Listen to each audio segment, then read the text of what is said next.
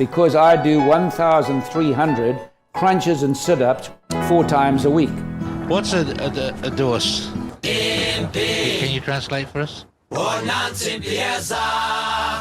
of the gold medal and the champion golfer of the year is Ernie Els.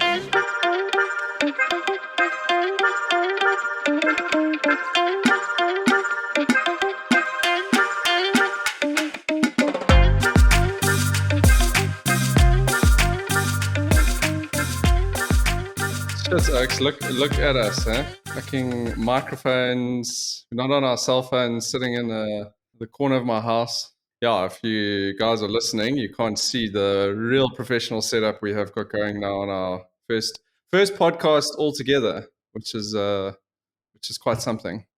I'm sure you were tricked by the amazing audio quality of our previous podcasts that we were. Well, not only were we not in it, well, I wasn't in the studio, but I mean, I was actually sitting in the car for most of them, driving back from squash. Baby City parking lots. Karl, it's nice to have you back on the podcast. I think the last time you were on was the PGA Champs preview, which was pretty dire stuff from us. I think we made some pretty horrific picks and some takes. I think we had guys in our selections that weren't even in the field, so that showed the level of preparation that we had there. So we don't really have a massive agenda today, guys. It was more of a bit of a banter session, bit of a catch-up session. We got the Irish Open on the TV here in front of us. We've got a couple of Courts beers which have been cracked. And it is the Friday of the opening ceremony of the Rugby World Cup. So much excitement on the streets.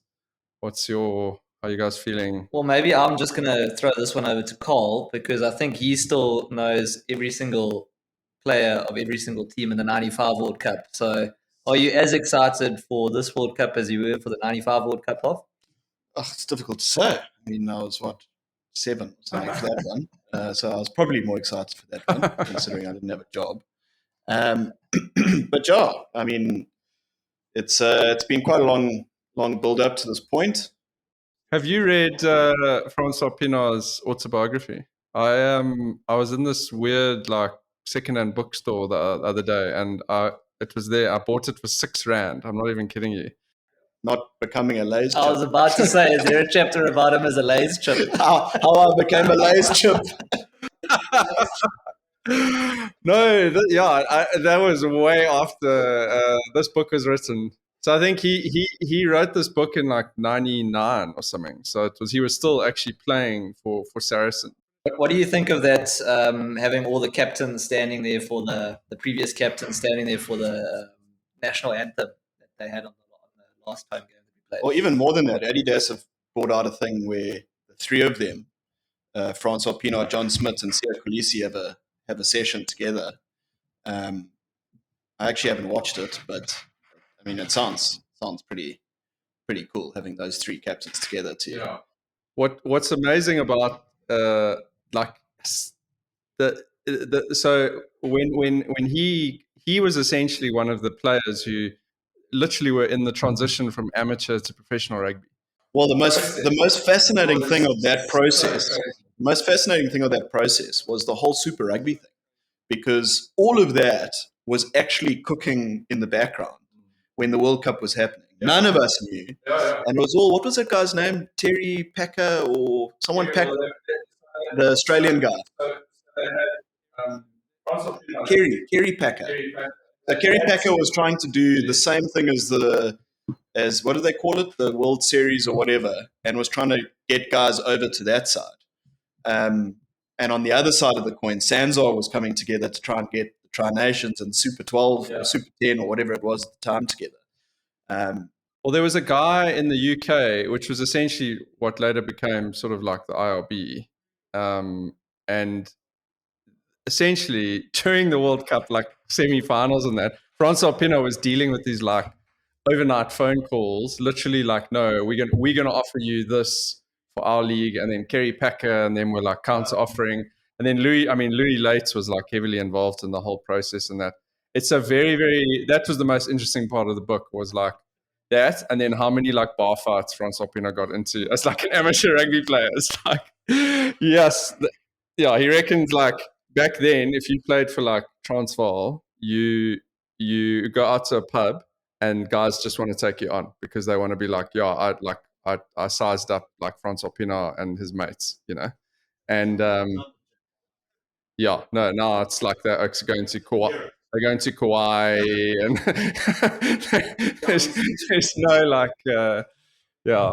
I don't know. I guess maybe they still jaw, but I don't think you'll see too many like tabloids of like I don't know, Quibus Reinach like having a funnel in like Paris. But yeah, I mean, getting back to away from 1995 Rugby World Cup, which is some time back now, and what's on the horizon. I mean, I think this is probably the most excited I've been for a Rugby World Cup for a long, long time for a number of reasons. One, having had the 2007 World Cup in France, those Oaks are unreal at supporting every single game. And the atmosphere and all that kind of stuff in France is just, it's next level. I mean, I remember before the 2007 World Cup thinking like, the game in France at the time was kind of on the it wasn't as it should have been, and what is it going to be like? And then suddenly, I mean, every single game, it didn't matter if it was Fiji, but Portugal or whatever, those games are packed. And I've heard that it's exactly the same. I mean, it is cooking over there. So that's the one thing. But the other thing is, well, they still play that stupid sound at every single game. We've masterized that sound massive. But that came from that World Cup. World Cup, yeah, 100%. But the biggest thing about this World Cup coming up is how close it could be. There are so many teams that, I mean, it isn't really a favorite. That's the one. And the other thing is that whatever favorites there are all on the same side of the draw. But that you've got the top 5 all on the same side of the draw. But it means that it's going to cook. It's it starts with New Zealand, France, which is 2 full favorites. I mean, Argentina, England on Saturday is a big one. Ireland, South Africa on Sunday, and Scotland, South Africa. Yeah, the games. I think the games are going to be great. So yeah, I think it's going to be epic. I'm looking forward to it. I must say, the one thing that I've thought about lately, when you see the build up to the World Cup and that, is how rugby in this country is all about the Springboks. Like, that is basically it. And like, in some ways, that obviously that's awesome. But like, the provincial rugby is gone, eh? Like, and in some ways it's so weird because we're so passionate about the Springboks. But besides the few bloody diehard Oaks who go to every, I've got season tickets, of which are, that's like a dying breed. It's quite sad that at like a franchise level, it's kind of gone. I know that the Stormers have made a little bit of a comeback with the URC and playing in the Cape Town Stadium and that, but like otherwise. But isn't that was just so much rugby at one stage, and it was so low stakes rugby because no one was relegated or promoted. There was nothing really on the line. You could be top of your conference, but 10 points behind the guys that were fourth in the other conference. This was such a stupid system. You get up on Saturday and you're like, oh, rugby is on. It's like, oh no, it's the Western Force, Western Melbourne. Yeah. No, and they kept changing the formats, and then it was the Super 10 and the Super 12, and it was, as Jacques says, like an overkill of supply. But the format was the real killer. Yeah. I mean, you had situations where, like, the Highlanders had 20 more points than the Brumbies. Brumbies were above them on the log because they were top of the Australian conference. So Australia. I mean, it was just a retarded scenario. It also was so much rugby. Like I also said, and I've also got my own theory about why going to the Shark Tank or Kings Park sort of died down. And I think a lot of that genuinely has to do with drinking and driving. They cracked down on drinking and driving, and all of a sudden everyone needs to stay for a full bottle of brandy and driving back to Maritzburg, which is good. It's, good for safety, but not good for rugby support. But also, it was also the quality of rugby on TV became, you got a better. Good. got too good. That why would you now want to get in your car, And go to drive. the rugby, not have a couple of beers at risk otherwise, and when you can sit on your couch and have a bride home and watch the game there. But John, I mean, It's a shame though because you almost don't want to watch the games on TV now because there's like you need an atmosphere at the stadium to make you want to watch it on TV, and it's a snowball. Yeah. and they've shot themselves in the foot. These oaks, all the oaks that have planned it. I mean, when Super 14 was dying, they were like, "Okay, guys, guess what? We're going to add another 3 teams." Everyone's like, "What?" And not only that, you're also going to now play the Bulls twice in the Super 14. Plus, you're going to play them in the Curry Cup. Plus, you're going to play them in some other. Vodacom Cup. Oh my goodness! It was like what you used to get so amped up to go in That one game. that one game that you got to play them a year. Yeah. Who has the bragging rights between us and the Bulls for a year? Like, yeah, it's. I think, it just struck me the other day. I was like, it's amazing. Oaks, like the Springbok support is like next level, and obviously it's a World Cup now. But it's pretty sad that like that sort of below that tier below that just kind of and the thing is been that what's decimated, even more interesting about it is that I spoke about the French domestic game in 2007 not being in a good place. Now it's the opposite. That French game it's humming, especially in those sort of southern areas of France. I mean, those Montpellier and Toulon and that. It's also the stadiums are right sized as well. Like. But I mean, England, the English game is struggling. I mean, Worcester's gone, Wasps is gone. What was the other? London Irish is gone. They've all folded in the last year. So domestically, rugby's in not a great space. But as you say, it's almost shifted into the football. So football, I mean soccer. The football sort of arena where, but the inverse of it, where we all focus on international football's more club. You know what I mean? So there's like a single focus. But yeah, I mean, I think Oaks are super amped about this World Cup because of where the Springboks are. I mean, it's a bit like sports in North America is very much about the franchise. And yeah, okay, they support the USA basketball team when they go to the Olympics, but that's not really like, that's not what everyone really galvanizes behind. And like they just churn out those fixtures.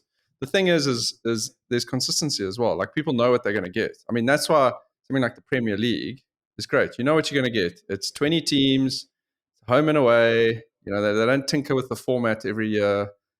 People are used to it. The stadiums are big enough that they aren't, that you can have a good atmosphere without having like, I mean, look, you have to take your hat off, like specifically to something like the Premier League. You have to take your hat off to them because, as you say, if we went with that model of the same thing every year, like we get tired of that stuff. Whereas for some reason, the Premier League doesn't get boring. And I know Jacques might have different views on that. I found myself. I was yawning when you were saying because he doesn't support the biggest sport in the world, but they are insane that their stadiums are full, their TV rights are insane, and they've infiltrated at like grassroots level as well. Like, it's insane. Premier League's picking up in America though as well now. And that's what all of the sports are. They're trying to capture the American market. So I mean, you talk about infiltration. I mean, it's pretty impressive that. And I think that's got a lot to do with like Ted Lasso. I mean, even the American guys that are now owners of Premier League teams. I mean, that Chelsea owner Todd Bowley, when he came in as Chelsea owner, the first thing he suggested was a what do they call it in America? You have a All-Stars game. He's like, yeah, I think we should have an All-Stars game in England, northern teams versus southern teams. And there was literally like riots. No, it's not American. But I mean, they do the same thing every year, as you say, and it's long. And every year we get to the end of the season, and a week after that season finishes, I'm like, where the hell's the Premier League? And when it comes back, bloody frothing at the mouth. Yeah. So I don't know how they do that, honestly. Yeah, I mean, what amazes me is seeing, like I was talking about the grassroots level, like these. So my son, he's in 9 years old. They are addicted at their school to these soccer cards, Premier League soccer cards, and they take them to school every day. They trade each other. It is like the biggest currency at school at the moment. Is like, which cards do you have? Who can you trade? Whatever. I mean, that's just like excellent branding, like getting in at a grassroots level. I mean, they know, some knows more player than I do. Yeah. Sounds like me with Pokemon Tazos back in the day. Knew all the Yes, you're a loser. But I think we've obviously digressed quite intensely there, away from the Rugby World Cup. But No, it's going to be good. So if you have to pick a winner, I'm genuinely looking forward to it. It's going to be a little heavy, possibly on the liver. Like the next 6 weeks might, but pick a winner there, Terence. Put your neck out. Put your neck out and pick a winner. Yes, that's a hell of a thing because of the way the groups are structured. I do think the winner will come from the top, from Pool A or Pool B. I mean, that's hardly like putting my neck out. That's sort of New Zealand, France, South Africa, Ireland, okay, Scotland. Like I think for me it's between us, the All Blacks, and New Zealand. well, look, they do have a good enough A and B team to probably win the World Cup. Yeah. I wonder about the French kind of. It'd be interesting to see how they go tonight against the All Blacks, who've just been kind of pummeled by us, which doesn't happen often. But I'm gonna go with France. Hoffman. This is a tough one. I mean, pretty much agree with everything you're saying, Terence. But at the same time, that other side of the draw is so easy that you could find yourself like an Australian team or an English team that is horrific, could play themselves into form and suddenly find themselves in a final where they then play a team on the other side of the draw that's suffered 6 or 7 injuries because they've had to play all the strong teams. And because it's a final, it's a one-off, you could find that like one of those teams win. I really hope that's not the case because they are horrific. I would have said France a month or so ago, but their superstar fly-off, Intermac, is out of the World Cup, and I think he pulls the strings. I don't think Ireland are going to win. I think World Cups are a step too far for them. I think they'll do better than they normally do. But have they ever been in a semi-final of a World Cup? I think they were in the 91 semi-final. I think they lost to Australia. Because I was thinking about that, and I was like, I don't remember seeing them in the last 4 ever in my memory. I think 91 they were in the semis, and that was it. So I'm gonna say it's between New Zealand and South Africa, and I think if we can keep our big forwards fit, then I think we can win it. There's absolutely no doubt. I don't think it's a shoo-in. I think New Zealand don't stay down for long. I think they were hurt by that game, and listening to their podcasts and their pundits and that. I mean, those guys always blame South Africans when we lose, that we blame the ref. They are unreal. I mean, they weren't just blaming the ref. They were saying that World Rugby needs to change like the rules. That's how intensely Jeff Wilson and them were saying. And they were very disrespectful to us. They were like, well, let's be honest, this is the best South Africa can play. So I don't think I wouldn't be surprised if they beat France tonight, bearing in mind that they lost to us. I really hope that France beat them, though. But I'm going to answer the question finally, and I'm going to say South Africa. Yay! Nice. I like it. Yeah, well, I mean, gonna probably not as long-winded. He doesn't have as much in his head. I was gonna say at least you guys have all that information. Look, I mean, you got to say. I was going to start talking about squash. Yeah. Look, you got to say the All Blacks. I mean, as much as I want South Africa to win, yes, I mean they are going to come back with a serious B in their bonnet now, with the point to prove when they play South Africa again. And as you're saying, I think it is going to come down to side of the draw. that side of the draw. I think it's going to be the final is going to be played in either the quarters or the semis. And to be honest, I think New Zealand are going to have a point to prove, and they're very scary. They've got a point to prove. I think as much as I want South Africa to win, I'll be pulling for them. I think the All Blacks are going to be going out there and making serious points. I think the drubbing that we gave them was probably almost more motivation than we should have given them for the World Cup. Man, I just love seeing the All Black fans just get super depressed, when they get kicked out of a World Cup. And we only have this chance to see them this depressed every 4 years. So that's really what I'm hoping for, is like some kind of like, diabolical decision in a semi-final or something, and just let them moan for 2 or 3 years, So it's France, New Zealand. Who's the I don't think it's any relevance. Is it a useless team? I can check. I was going to say, imagine All Blacks go out in the pool games. No. Okay, guys, rugby. Namibia and Uruguay. Okay, fair enough. Through to the next round. Unless Italy pulls a serious rabbit. unless Namibia What Namibia have got some old South African players that we don't know about. Maybe France or Pina. Well, pretty much every team in the World Cup's got a couple of South African players that we haven't. Look, there's the other side of the draw is also interesting because, a team like England might not make it out of their pool. Correct. Fiji are playing unbelievable rugby. Yeah. They beat England at Twickenham, which is, and it's down to this change that World Rugby made, where like you can play for two different teams. So a lot of like the All Blacks and that are now going and playing for Fiji if they're not making the All Blacks, and Samoa and Tonga. So these teams are strong. They're much better than what they were. I think also them playing in Super Rugby, although I think Super Rugby is horrendous, that's helped them. The Fijian Drua and all that kind of stuff. So, if you look at Pool C, Australia, Fiji, Georgia, Portugal, Wales. Georgia are no pushover these days. I'd still be surprised if they make. There's actually going to be some very interesting games in those. Australia those two pools, are pretty dog shit at the moment. Wales are worse. Georgia are, getting there. Fiji are strong. So, Harvey, you say Fiji getting through that pool? I think Fiji will go through.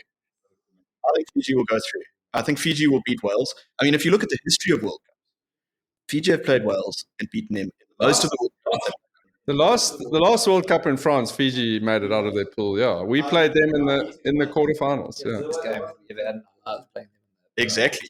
Basically, JP Peterson saved us.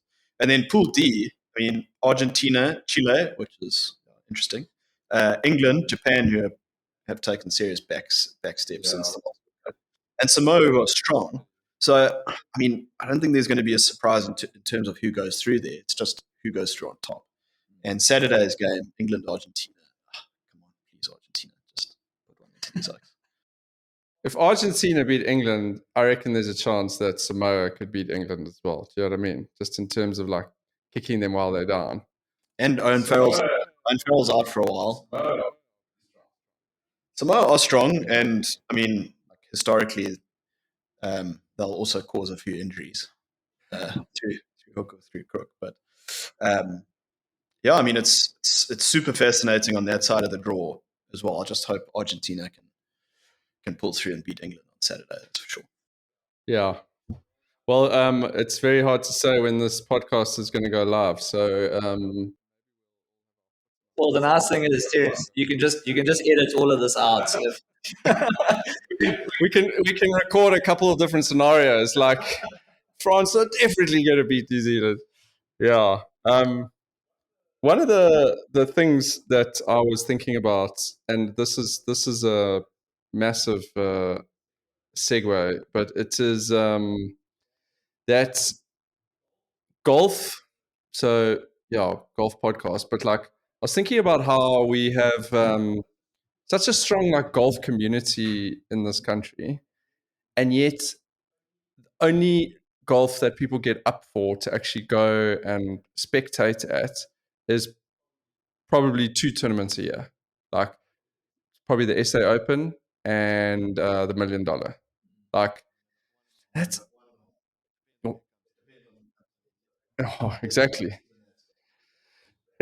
And I was thinking about it, and I was like, it's really quite shitty that the golf world has become about just like a sort of like okay, now we have essentially, Liv has caused a bit of interest, but for a long time there it was like, okay, there's only really two different leagues that you're going to watch. And I mean, any other sport has multiple different leagues across the world, and I know we have our Sunshine Tour here and that, but I was thinking it would be really cool if um, the Sunshine Tour used like the opportunity to like look at creating a team-based structure, not for the whole season, so not like a live type structure, but imagine leaning into the rugby type franchise history that people have. So imagine you took your rugby franchises and essentially you rolled out like a golf side amongst that. And 4 times a year, they played in a full-on match play format. So guys came from, and you had your guys who, and you had your guys who grew up in so like a guy like John O'Broomhead, who's from DCC or whatever. Doesn't matter where he's playing. Wherever they've grown up, that's kind of where they're going to feel affiliated to playing for like that union, as it were. And you have a proper like last weekend. I don't know if you guys watched any of the Walker Cup, the amateur. Essentially, it's like the amateur Ryder Cup. That's just GNB. I mean, GNB and US. It's not Europe. It's US versus GB and I. Yeah, but I mean, the thing is, when you watch it, you just like match play formats is just so exciting. It doesn't matter. Like I knew maybe 4 out of the guys who were playing there. And it's so annoying. It's so annoying because like, when we play golf on Saturdays and that, like we're always playing match play.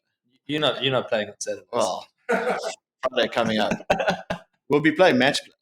Like when you play match play, and then when it comes to watching golf, there's no flipping match play, and it's because of the American, because of advertising and all of that stuff. And they've just, I mean, even the college game is all match play and all of that. So I agree. I mean, I think it would be epic. I mean, you look at some of the sports clubs in Europe, like Bayern, for example, Bayern Munich. I mean, they're not just a football club. They got handball, they got basketball. They got different tiers that you play under. There's no reason why we couldn't do that. I think the franchise thing is sometimes a bit of a problem because we almost follow the European model and we're trying to use the American model to implement it. And I think that's where we fail a lot of the time is with these franchises.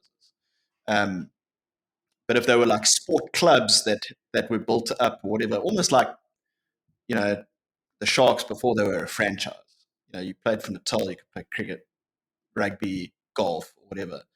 I think it would be epic. I mean, we were saying just before we started here that golf is so fragmented at the moment. You don't know really where to watch because the European tour is shit.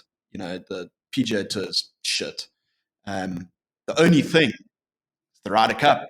The only thing that I'm excited and the majors. And the majors, but even so, I mean, a lot of the players are missing from the majors because of the current sort of split. And Liv did mix things up for a while, but it looks like PGA Tour is going to keep its shit formats in that going forward. I just think it's such an opportunity to create something completely different. But Terence, so I want to just understand. So I mean, you looking at if you're looking at cricket when they've got like the Big Bash or something like that. So it's a local, provincial sort of hard hitting, generating entertainment sort of vibe.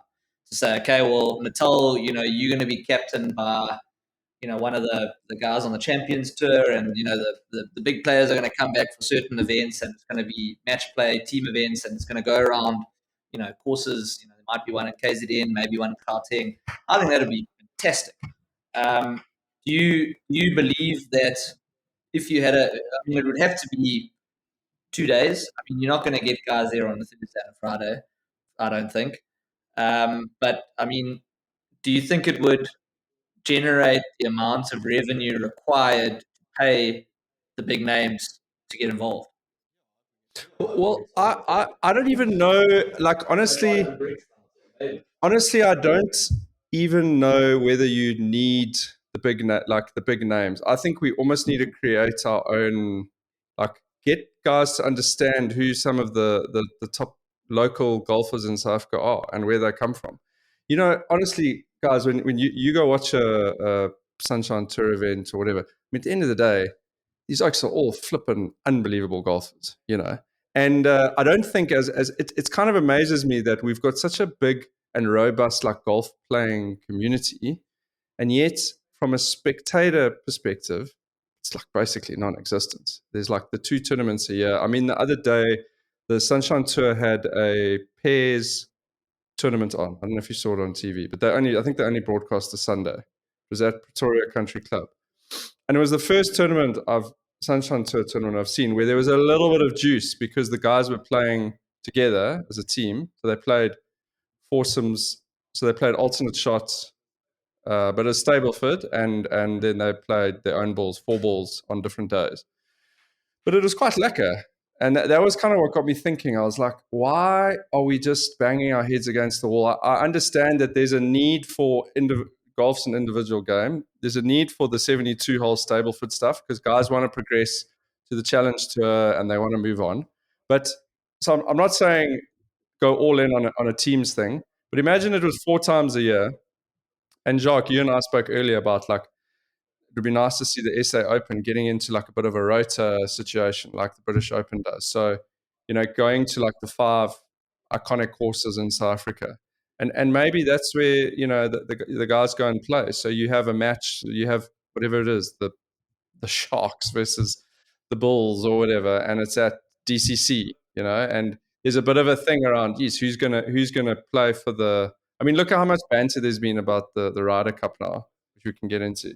Obviously, those are all super well-known guys, but I don't see a reason why we couldn't lean into a little bit of that, But again, local level. to tap into the huge amount of golfers that do play every weekend and the membership that we've got at the clubs. I mean, it's not a difficult way for the guys to come to the clubs on a Saturday and to market themselves, market the tour, and to have the players there. I mean, I don't imagine it's going to be a huge amount of guys to generate that sort of interest. I don't know. I think it's a great idea. And I think, looking at the SA and looking at the Nedbank now being a European tour event, you're not getting the same quality of fields as we used to in those events. So there is we do need to put juice back into the events in South Africa that attract people. Didn't you see that Ockie Stratum is a lock for Sun City? Well, I did see Justin Thomas is going to Sun City. And that's what it.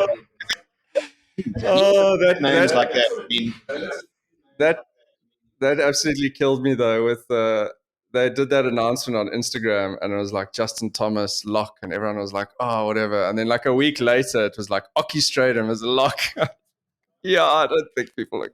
No offense, to Ockie Stratum, he's a great golfer, but like it was. I look at the last SA Open that I went to, which was with you, Jacques, up in Joburg, Rory McIlroy, and because Rory McIlroy, we made like huge money to go, and judging by the crowds and judging by the lack of crowds in the events, the SA Opens that followed that, everyone else had the same idea, and it was epic. I mean, he was the biggest name there by an absolute country mile, and I mean Graham Storm ended up beating him in a playoff, and deserved to, and we've never seen him again. But I mean, it was such an epic atmosphere. So I mean, you got that idea going by just getting like a couple of names. You know, it would be so epic.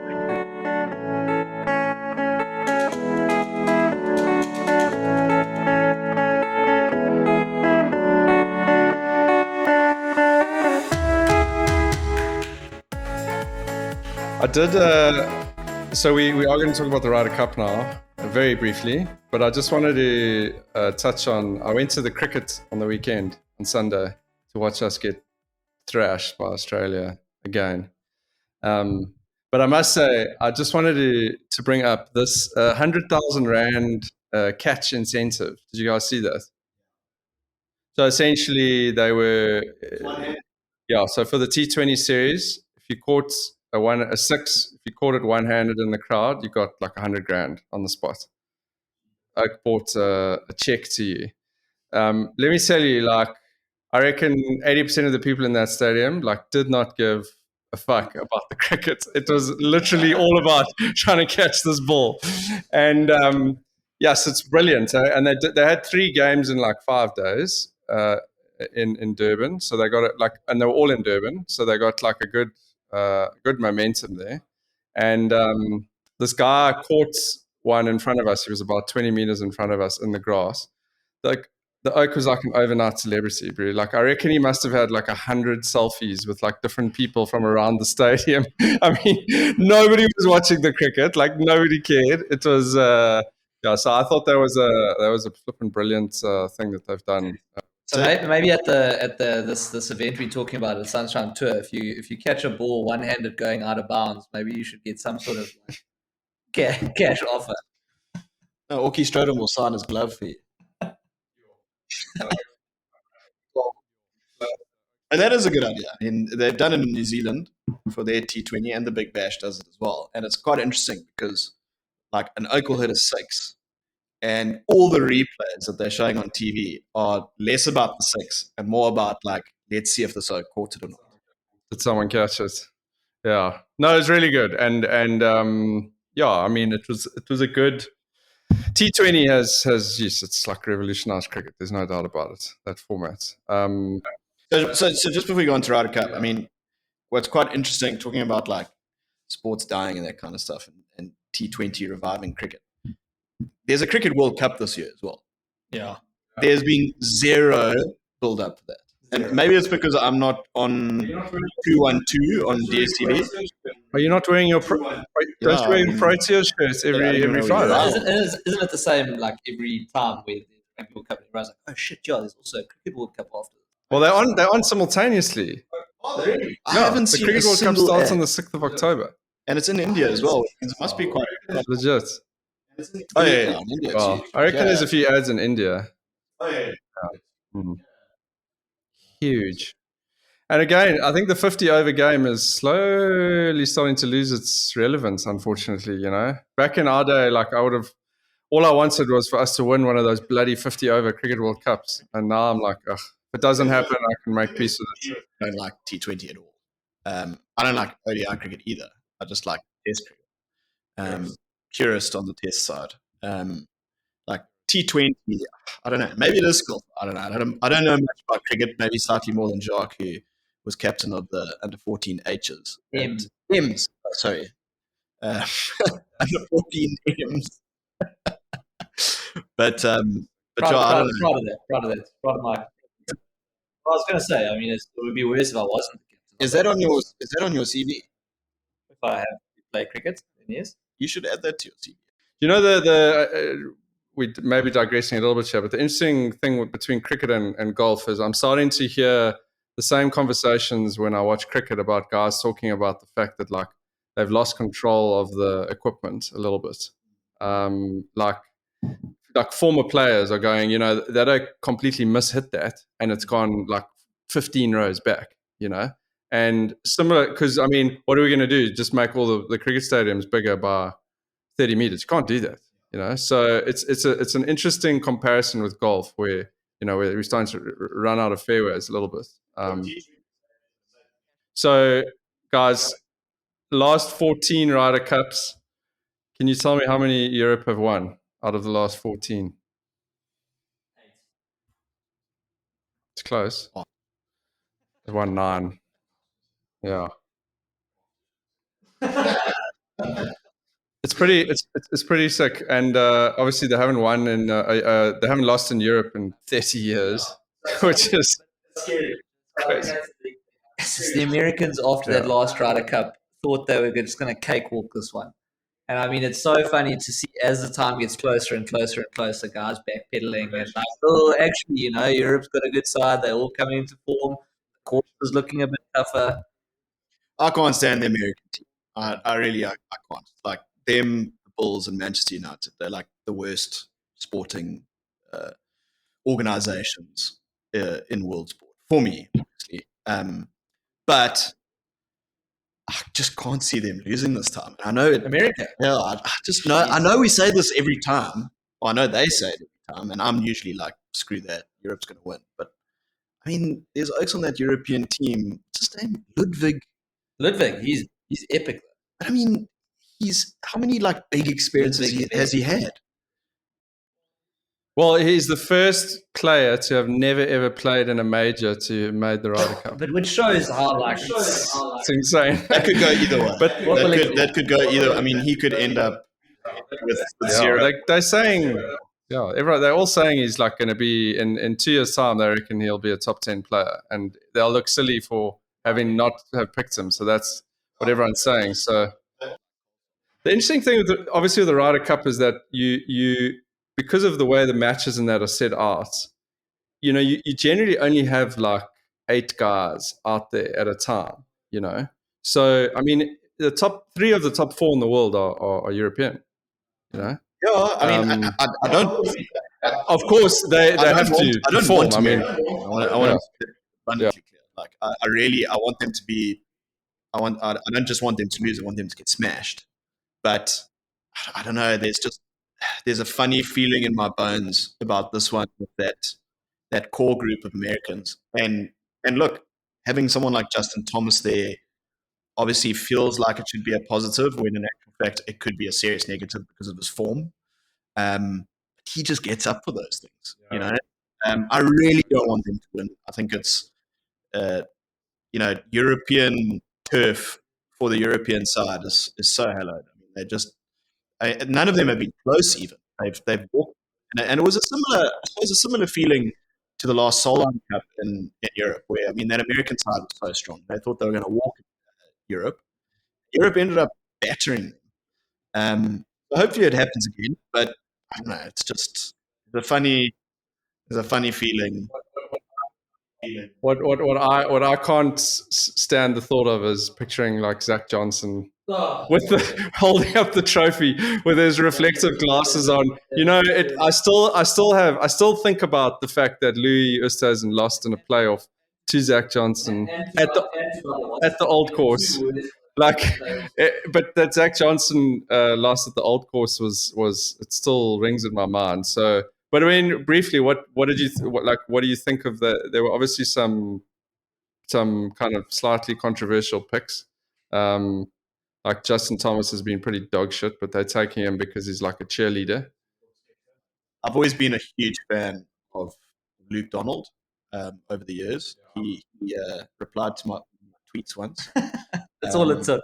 In 2013, I asked him if he was coming to the bank. Starstruck.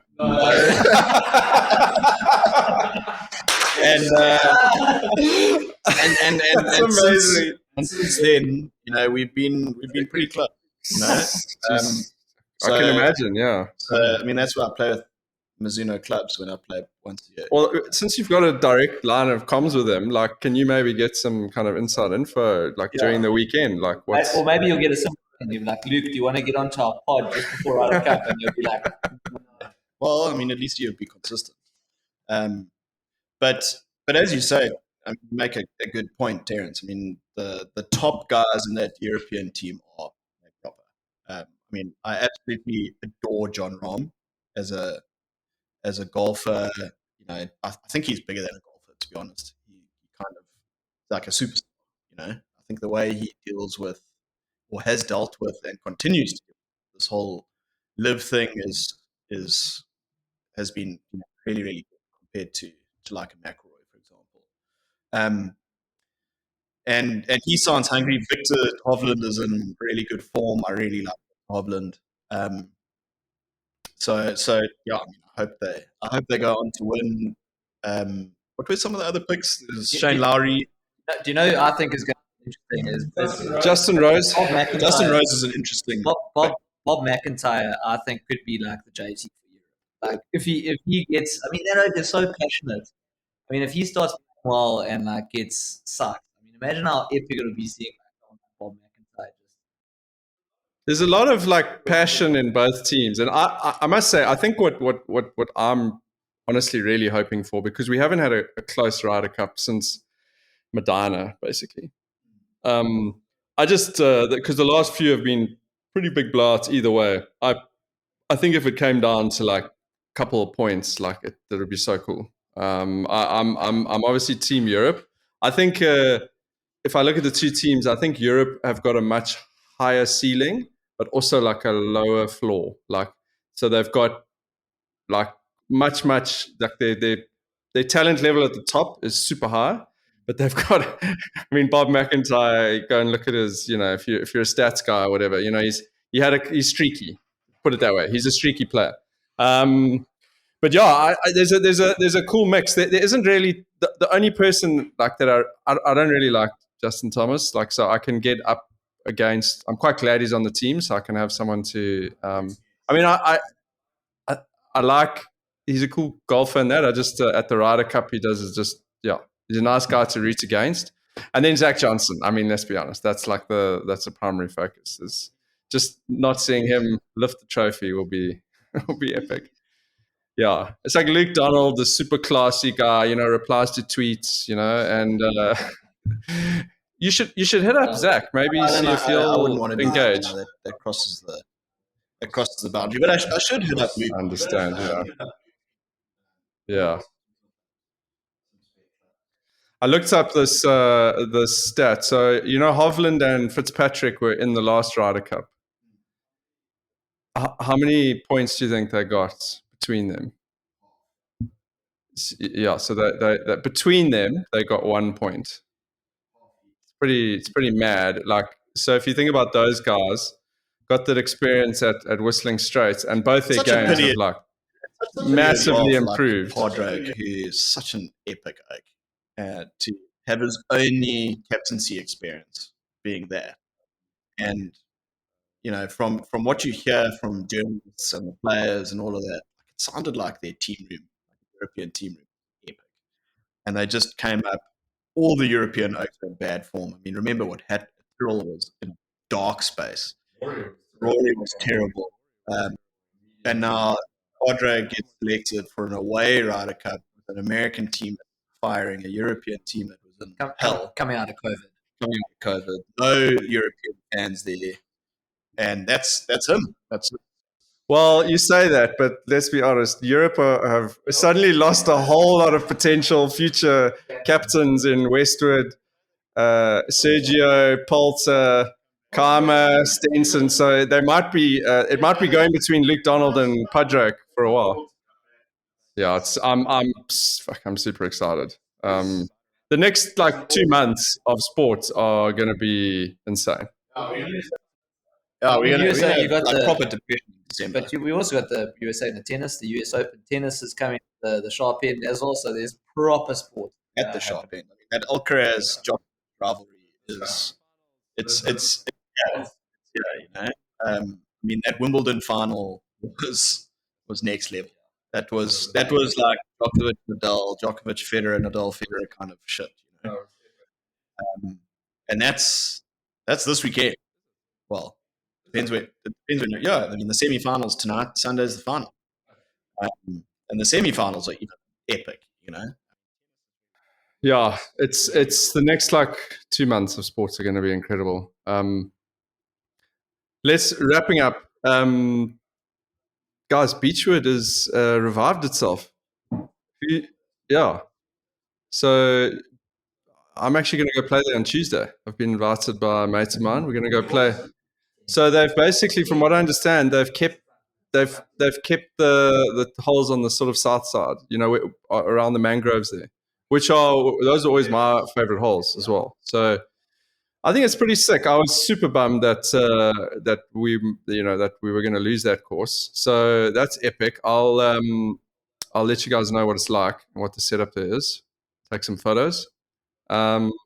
Jock, quickly, walk us through your courses you played recently down in Cape Town?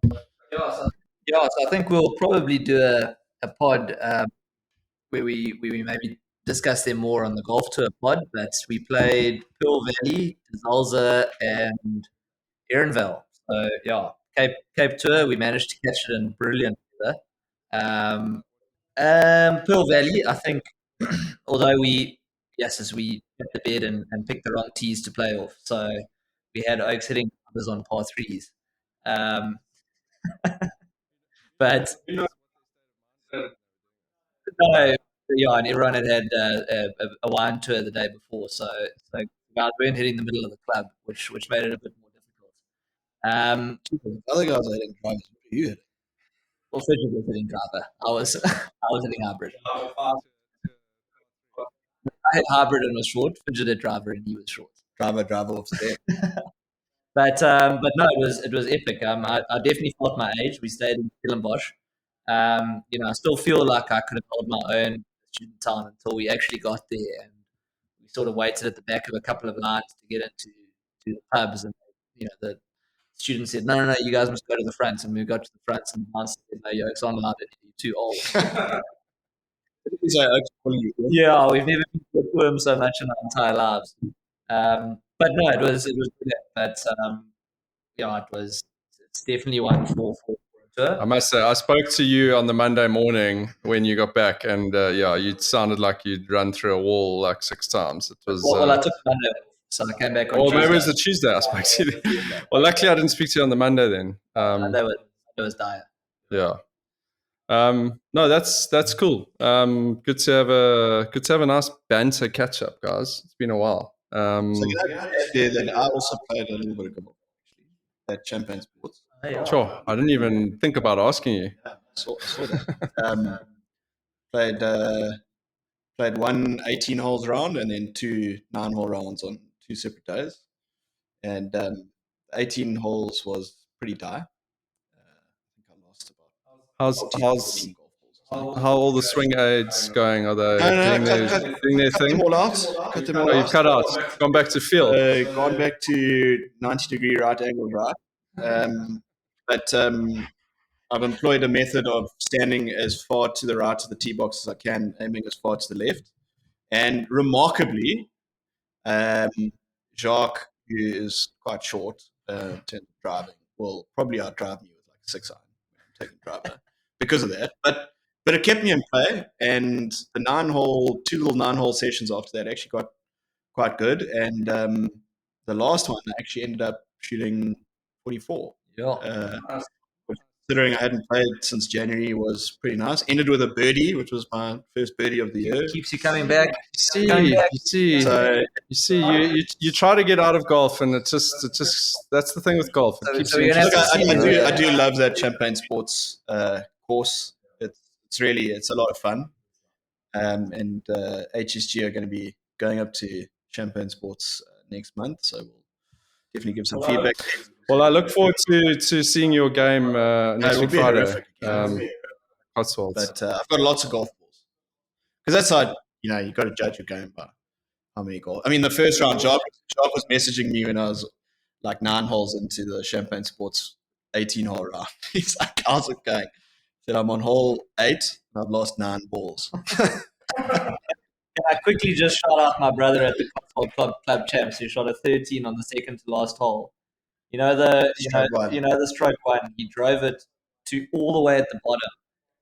Cracking drive. So he was there for one, down on the bottom of the fairway. Perfectly. How many? Shanked it 5 times into the water. 5 into the water.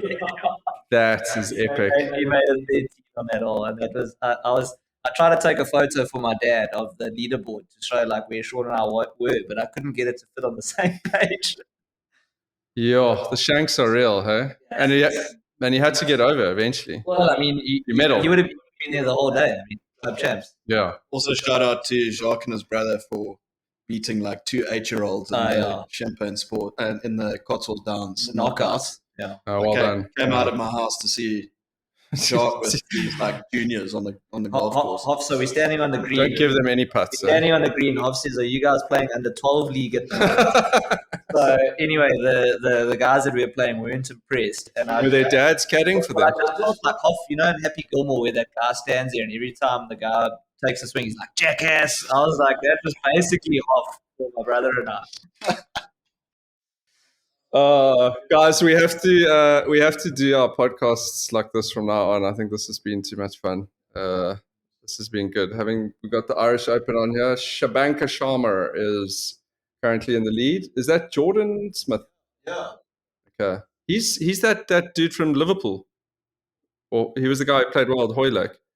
Anyway, I think it's him. He was actually. We spoke earlier about maybe that's SA Matthew Open, Jordan. where Jacques and I went up to watch Rory McIlroy, and Jordan Smith was epic.